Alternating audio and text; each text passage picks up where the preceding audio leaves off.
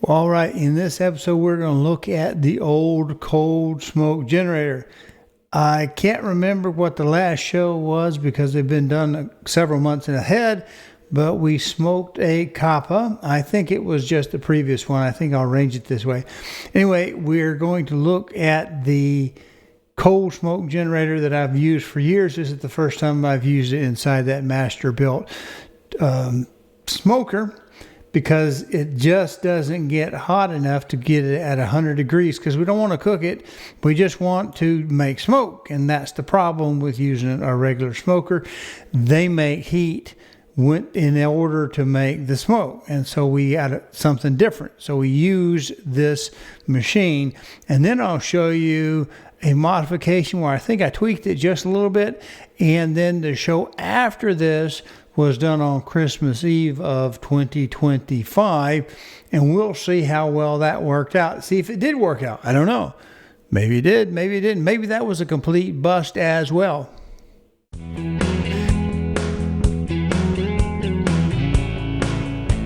Well, I have two coppas I'm going to smoke, and I thought I might use one of my old cold smoke generators.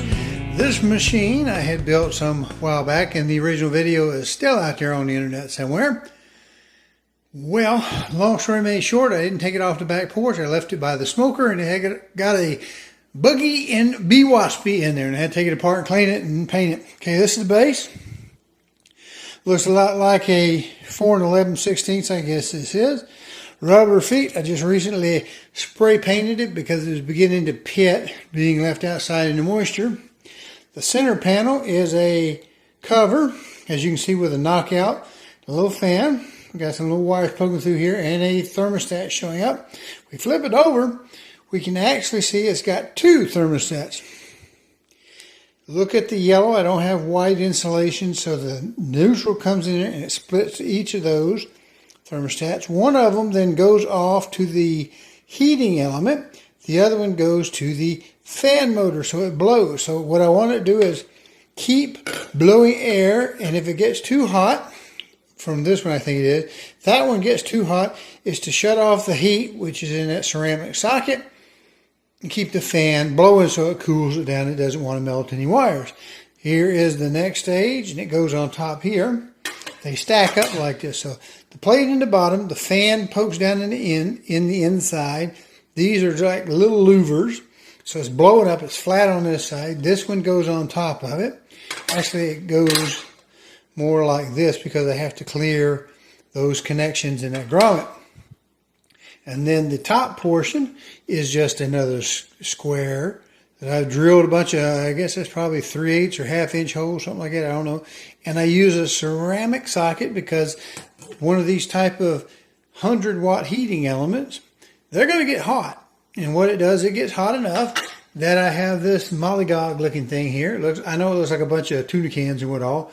And this one's rusty. It didn't get rusty because I cleaned it a while ago to get the gunk off. But that will not hurt anything. It's just a can with some holes in it. And then this is the jewel. What it does is it fits down with the heating element screwed in, and those little pegs help hold that on. It fits on top there. Of course, heating element's right underneath it. And then what we will do is we load up our chips up under here and then put the top on. And of course, at that point, it's kind of stuck together pretty well. And then you set the whole thing on top of the heating element. And it will primarily generate smoke without necessarily creating heat. And that's why I call it kind of a cold smoke generator. And here we are 24 hours later. They don't look quite as smoked as I'd like them to be. I'm not really sure where my wires are. I guess that's where I had to lay it down to carry it into the inside. But anyway, there we are. Got the other tags put in place, the ones I had when I did it. Smells really nice in here. We'll just have to see if we end up molding up now that we have our UV activated with, of course, a filter over there. Maybe we can keep it down because we are running humidity. I want to keep a humidity less than 80 and more than 70, so 76 is about where I've got 76, 77, something like that for the humidifying. And we'll see what maybe happens in 2 months. If you like this content, please go to calldeltosell.com, find the tab that says on YouTube, click it, and it'll open up a page of QR codes. There you can use a smartphone to scan and get to the YouTube page, or you can just mouse over and click it on a PC. There you'll be able to subscribe to this little button over here and click the notification bell so that YouTube will notify you. Thank you. Well, all right, I wanted to produce more smoke per load, and I've got a way to do that. Here's my little smoke generator. Got this extension ring in here, and I gotta tell you, I don't like it, but I cannot find one of these formed jobs like this where we're spot welded together at the corner. All I can get is, you know, the press fit job. But here's the idea. What we had it before, we tried to make the air go around as far away from right down on top of that fan as humanly possible, but we have to have our little can, our little 4-inch can going up there that we have our smoke column, bring our heat up through there. So it almost pushes it away. It does have them so that they're to the side, not directly on top of the fan, but this is what we came up with. We've got her down in place. I don't know if I can do this one-handed, but we're going to give it a shot. I am not Mr. Coordinated. But there we have it. We've got now a shelf. We've put some holes around the edges, and hopefully we'll be able to take our old and existing. I'm looking through the camera when I do this, so it's going to be a little bit goofy. All right. So that we can line it up something like this. And so when we put our top on, we're going to get our top on. Okay. Yeah, something like that. Right? Oh my goodness, I've lost a screw right there. So yeah, now we got holes going down. We've got them around the perimeter, and hopefully that will make us a nice shelf to catch any kind of shrapnel that falls down, because I've got a big hopper to go on topper. Ha! I'm a poet, don't know it. Well, I'm not very much in the light here, looking beautiful as usual, but I'm not really the star of this particular part of the show. Here is our cold smoker.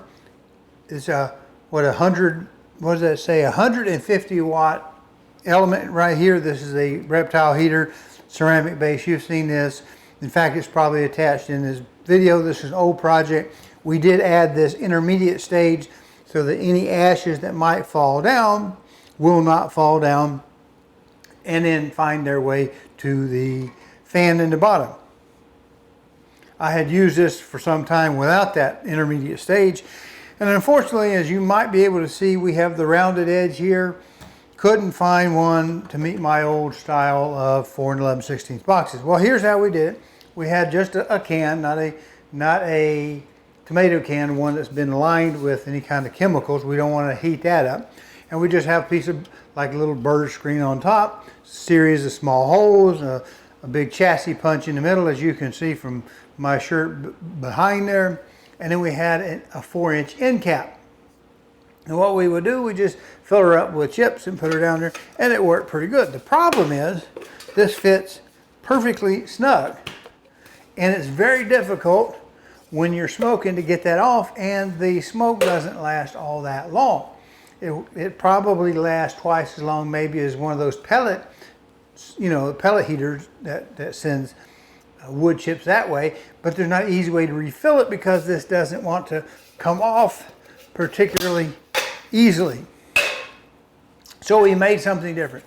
We've got a new thing. I don't know if we can see my shirt behind that. There is a flat plate that I cut out of some duct material, flat piece of sheet metal. We made it fit. We drilled us some holes. This is a 4 to 6 slip reducer, and it just happens that it fits beautifully right on top of our smoke generator with a much bigger hopper to generate smoke with. so that we don't have to rechange them. Now, if we get more heat in the middle, as we can see our heater is right here, if we burn uneven, we can certainly wiggle it and get our stuff to move around. But there it is. We do have a cap. This is a 6-inch cap. Can you see that? Let me get my shirt in there somewhere. I don't know if we can see that. But there, that shows up a little bit better looking at the monitor. All right, so there are 5 holes. If I need them, I went ahead and drilled them. Maybe I don't need them, maybe not. Because with this texture around the side to make it slip in, we're going to have an amount of air that leaks around the perimeter. But the idea hopefully is that if we need to reload, we can pull this off more easily because this fits with less interference and problems than if we had this one. And it's able to give us a lot more. Now we could do the same thing. We could have taken some sheet metal and made a tall section on this 4-inch can, then crimpled the top level of it and dropped this cap on top of that. So that would work either which way. I thought I might try it this way to keep the overall height down because it's already growing by another extension ring. That's it. Well, that's it. I appreciate you. Remember, we do sell coffee. We need to sell a little bit more coffee, and I need to start putting in these because finally I had somebody ask me about it in particular. My coffee on average is not any more, I don't think, than anybody else's. The difference is we have the cost illusion, the money illusion, because I sell in full pounds because it's mail order only. And so you're buying a full pound, that's 16 ounces instead of either 8 or 12. So when you take somebody's per bag price, mine may look to be more expensive. But if you'll do your math, if you'll take their bag, divide it by however many ounces, then take that little number and compare it to what mine is, divided by 16 ounces, we'll see how it is. Plus, remember, I'm doing this at a much smaller scale than a lot of people, and it's going to get roasted pretty well much just for you. Until we get so much business, we have to open a second location, a second kitchen type thing. So anyway, it's just kind of a hobby. I just want people to enjoy the coffee, so do that. I don't have as far as anything in my head at this moment about doing any Patreons or anything like that. I don't know that we're going to get that far, but we just want to share what we can because we enjoy life. We hope you do as well. Appreciate you watching.